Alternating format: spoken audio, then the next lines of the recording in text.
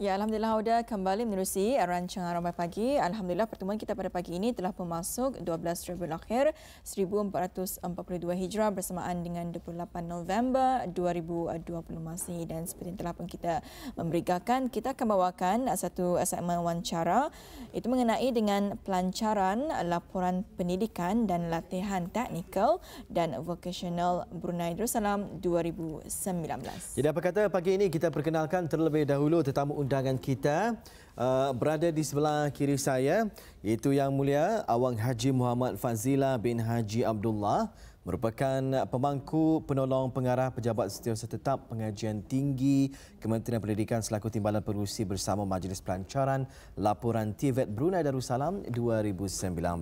Assalamualaikum Tuan. Waalaikumsalam warahmatullahi wabarakatuh. Apa khabar pagi ini, sihat ya? Alhamdulillah sihat. Baik, Alhamdulillah. Dan di sebelah kiri Yang Mulia Tuan Haji Muhammad Fazila ialah Dr. Haji Muhammad Fandi bin Haji Osman, Pegawai Pendidikan Tingkat Khas Politeknik Brunei selaku Urustia Majlis Pelancaran Laporan TVET Brunei Darussalam 2019.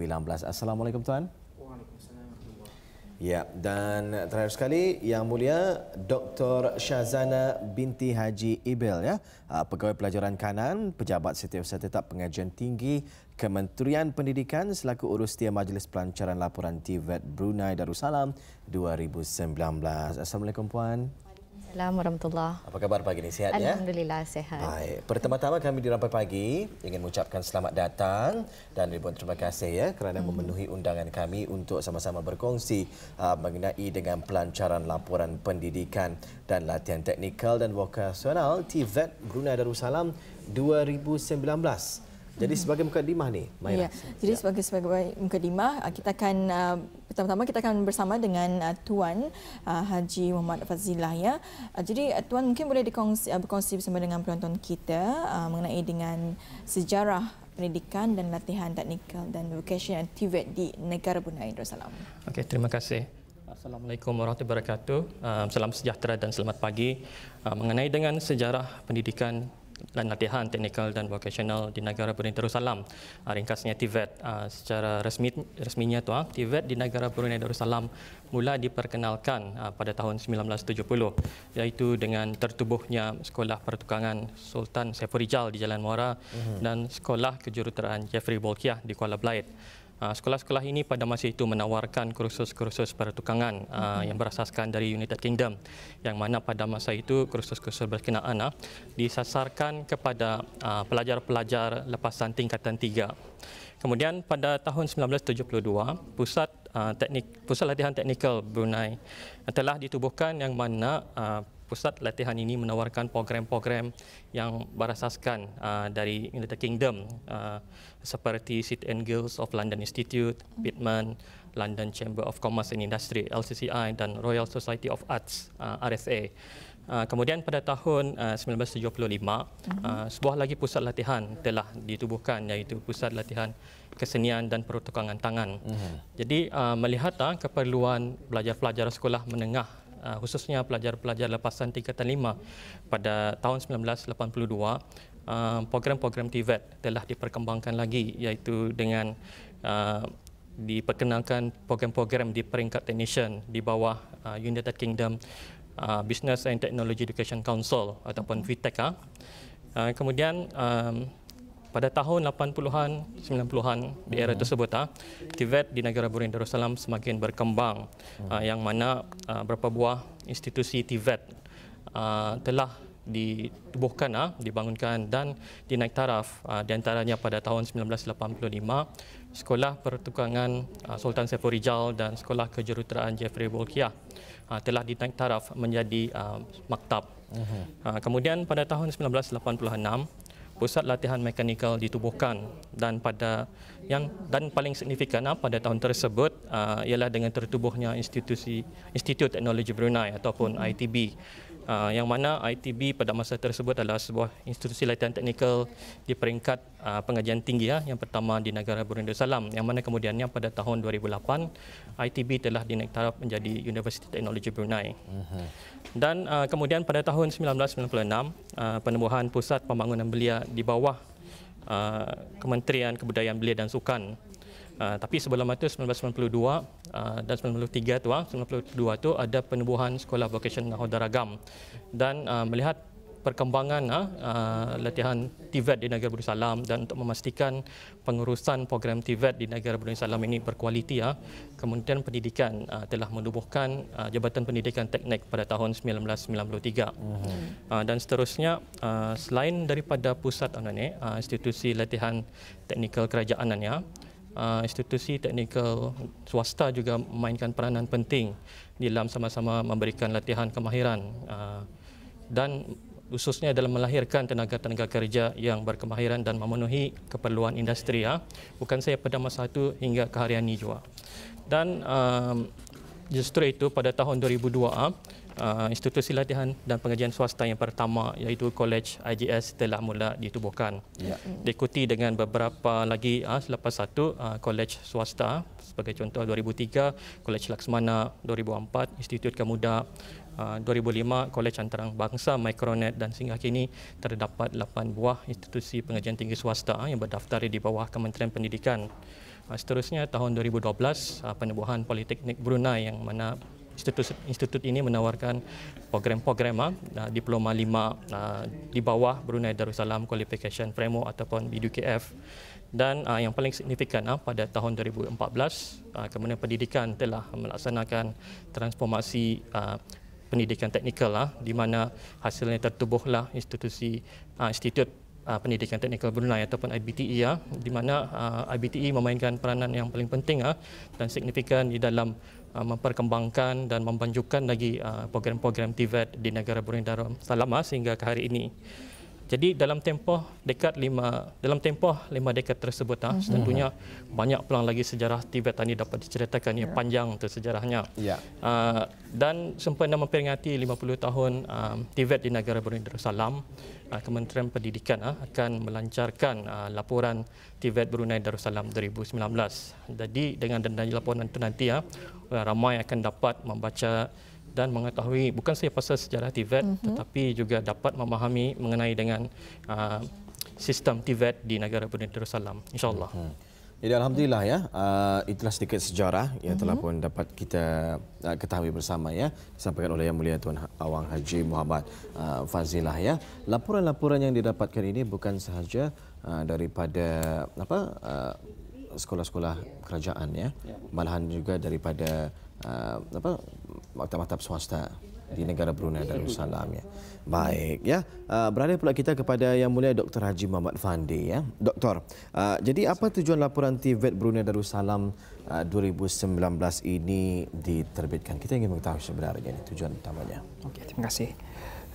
Adapun tujuan laporan TVET Brunei Darussalam 2019 ini dihasilkan adalah bagi memberikan maklumat berasaskan evidence based mengenai dengan sistem TVET di negara ini sehingga tahun 2019 dengan mengetengahkan isu-isu dan cabaran-cabaran yang dihadapi oleh institusi TVET di negara ini. Adalah dihasratkan laporan ini akan dapat membantu penggubal-penggubal dasar untuk memahami dasar-dasar dan strategi TVET yang sedia ada, khususnya dalam meningkatkan kemahiran para graduan TVET.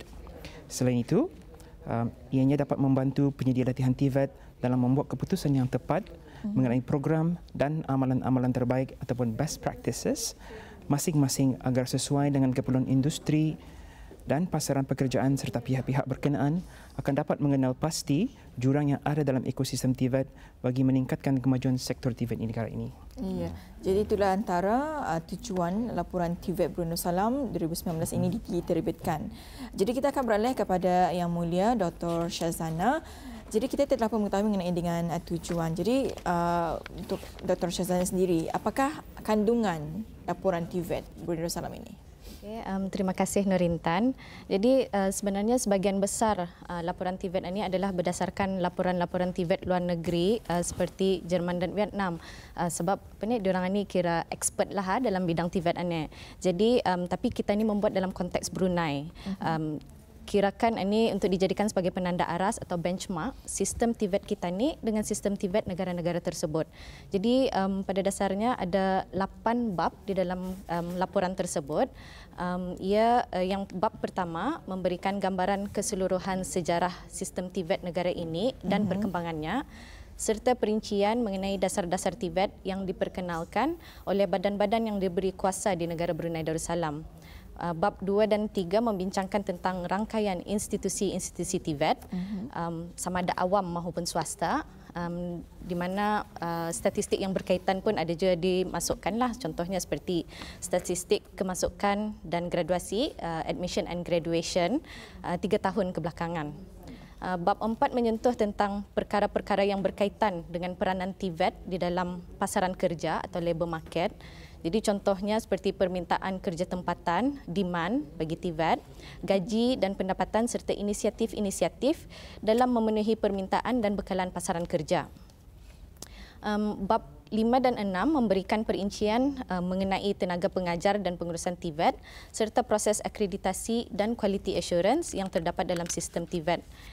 Jadi laporan ini juga ada menyentuh sedikitlah tentang pembiayaan TVET, iaitu TVET financing di dalam bab 7. Antara lain ia memuatkan tentang peruntukan keuangan yang telah disediakan oleh pihak kerajaan bagi pelaburan di sektor ini serta sumbangan daripada pihak swasta. Manakala bab 8 menggariskan perincian mengenai kerjasama dengan pihak-pihak berkepentingan seperti pihak industri di dalam sistem TVET ini.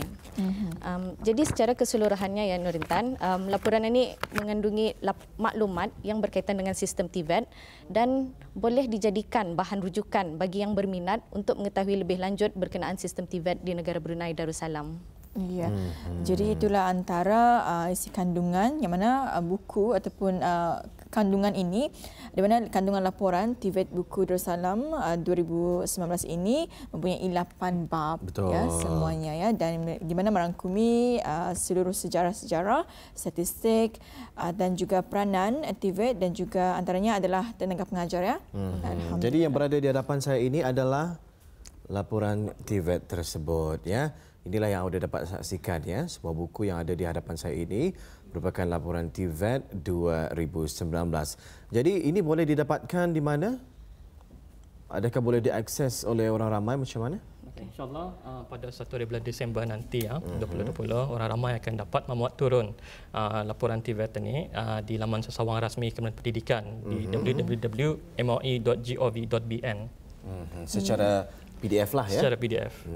Baik ya. Jadi sebenarnya siapakah pihak-pihak yang terlibat di dalam menghasilkan laporan TVET ini tadi bagi negara kita Brunei Darussalam tahun 2019 ini? Okay, terima kasih Wali Mol. Jadi untuk menerbitkan buku laporan tersebut, pihak Kementerian Pendidikan telah pun menubuhkan satu jawatan kuasa kumpulan kerja seramai lebih kurang 50 orang dari pelbagai pihak di bawah Kementerian Pendidikan, iaitu bahagian pengajian tinggi, Politeknik Brunei, Institut Pendidikan Teknikal Brunei IBTE, Jabatan Sekolah-Sekolah, bahagian pendidikan swasta, Sekretariat Majlis Kebangsaan Pengiktirafan Kelulusan MKPK dan turut dibantu oleh UBD dan Simeo Voctec. Jadi di kesempatan ini kami juga tidak lupa ingin mengucapkan terima kasihlah kepada Kementerian Tenaga, Kementerian Kebudayaan Belia dan Sukan dan Sekretariat Manpower Planning and Employment Council MPEC, iaitu di bawah Jabatan Perdana Menteri, kerana kementerian tersebut telah memberi sokongan dan menyumbangkan maklumat dan data yang diperlukan sehinggalah terhasilnya laporan TVET ini. Alhamdulillah. Jadi kita akan beralih kepada Yang Mulia Dr. Fendi. Jadi Dr. bolehkah terangkan apakah halat tuju daripada hasil dapatan dari kajian-kajian mengenai TVET di negara ini yang terdapat di dalam laporan TVET Brunei Darussalam? Terima kasih. Alhamdulillah, melalui dapatan dan hasil analisis yang terkandung dalam laporan berkenaan, maka Kementerian Kesihatan telah mengenalpasti 9 bidang utama yang memerlukan perhatian dan tindakan melalui pendekatan whole of nation approach. Selaras dengan agenda-agenda strategik negara, terutama sekali wawasan 2035. Ya. Antara bidang-bidang yang dimaksudkan adalah program TVET untuk ditawarkan di peringkat menengah, iaitu Applied Program AP dan Special Applied Program SAP, yang mana terdapat keperluan untuk melaksanakan kajian dan analisis yang lebih lanjut mengenai kesan holistik terhadap program-program semasa pelaksanaannya, khusus dari segi sumber tenaga manusia, keuangan dan prasarana. Di samping itu, penyediaan pelbagai akses kepada pelajar-pelajar untuk melanjutkan pengajian ke peringkat seterusnya perlu bermula dengan memberikan mereka pilihan untuk memilih aliran akademik yang paling sesuai berdasarkan keupayaan dan kemahiran holistik yang ada pada diri mereka berbanding dengan hanya berdasarkan kepada pencapaian akademik sahaja. Seterusnya, supply and demand mapping. Salah satu hala tuju dalam pensejajaran pembekal dan permintaan tenaga kerja secara berkesan adalah dengan mewujudkan Labour Management Information System ataupun secara ringkasnya LMIS, yang mana sistem ini akan dapat membantu penggubal dasar dalam merumuskan strategi dan inisiatif agar ianya lebih relevan, responsif dengan keperluan semasa. Maklumat yang dihasilkan oleh LMIS ini juga sangat berguna kepada institusi-institusi TVET khususnya dari segi perancangan yang merangkumi pensejajaran dan perkembangan program dan kursus, anggaran peruntukan kewangan, pembangunan infrastruktur dan pembangunan kapasiti. Baik, terakhir sekali ya. Dapat mungkin menerangkan secara ringkas mengenai dengan majlis pelancaran laporan TVET ini nanti. Okay, terima kasih. Majlis Pelancaran Laporan TVET Brunei Darussalam 2019 insyaAllah akan diadakan pada 1 Disember 2020 jam 2 petang di IBT School of Aviation Jalan Berakas. Hadir selaku tetamu kehormat pada majlis pelancaran itu nanti ialah Yang Berhormat Datuk Seri Setia Awang Haji Hamzah bin Haji Sulaiman, Menteri Pendidikan yang juga akan melancarkan laporan TVET Brunei Darussalam 2019. Highlight bagi atur cara bagi majlis tersebut, yang pertama persembahan video klip laporan TVET Brunei Darussalam 2019, penyampaian buku laporan tersebut, TVET tersebut kepada pihak-pihak berkepentingan di dalam yang terlibat di dalam TVET. Penyampaian sijil penghargaan kepada ahli-ahli jawatan kuasa yang terlibat di dalam penyediaan laporan TVET Brunei Darussalam 2019. Dan semasa majlis itu juga nanti ada pameran mini tentang kandungan laporan TVET Brunei Darussalam 2019. Dan pada 1 hari bulan Disember 2020 itu juga seperti mana yang dimaklumkan tadi orang ramai akan dapat mula memuat turun laporan TVET Brunei Darussalam 2019 melalui laman sesawang rasmi Kementerian Pendidikan di www.moi.gov.bn. Ya, baik. Alhamdulillah ya. Itulah majlis yang akan diadakan pada 1 Disember ini nanti, hanya tinggal beberapa hari saja lagi ya. Dan kami mendoakan mudah-mudahan majlis yang akan diadakan ini akan terus berjalan dengan lancar sesuai dengan apa yang telah pun diharapkan. Bagi audiens yang berhasrat untuk mendapatkan isi kandungan yang ada dalam laporan TVET 2019 ini, pastikan audiens nantikan 1 Desember ini nanti dapatkannya menerusi laman sesawang www.moi.gov.bn. Ribuan terima kasih kita ucapkan buat tetamu undangan kita ni yang telah pun bersama pada pagi ini mengongsikan berkenaan dengan pelancaran laporan pendidikan dan latihan teknikal dan vokasional atau lebih dikenali sebagai TVET Brunei Darussalam 2019. InsyaAllah di kesempatan lain kita akan bersama lagi dalam waktu dengan topik yang lain pula ya. Baik, Assalamualaikum. Waalaikumsalam warahmatullahi wabarakatuh. Ya, Alhamdulillah, itu dia bersama kita ikuti bersama sesi wawancara mengenai dengan pelancaran laporan pendidikan dan latihan teknikal dan vokasional TVET Brunei Darussalam 2019. Dan nanti selepas kita mengikuti berita jam 9 pagi, kita akan bawakan dua lagi ruangan wawancara iaitu di jam 9.25. Kita akan mengikuti segmen wawancara mengenai dengan Brunei December Festival 2020 dan jam 9.40 kita akan bawakan mengenai dengan segmen kebudayaan dan kesenian yang mana akan kita bicarakan mengenai dengan antara norma dan normal. Jadi apakah akan dibincangkan ni? Jadi kami mengharapkan akan kesetiaan auda untuk bersama dengan kami sehingga jam 10 pagi nanti.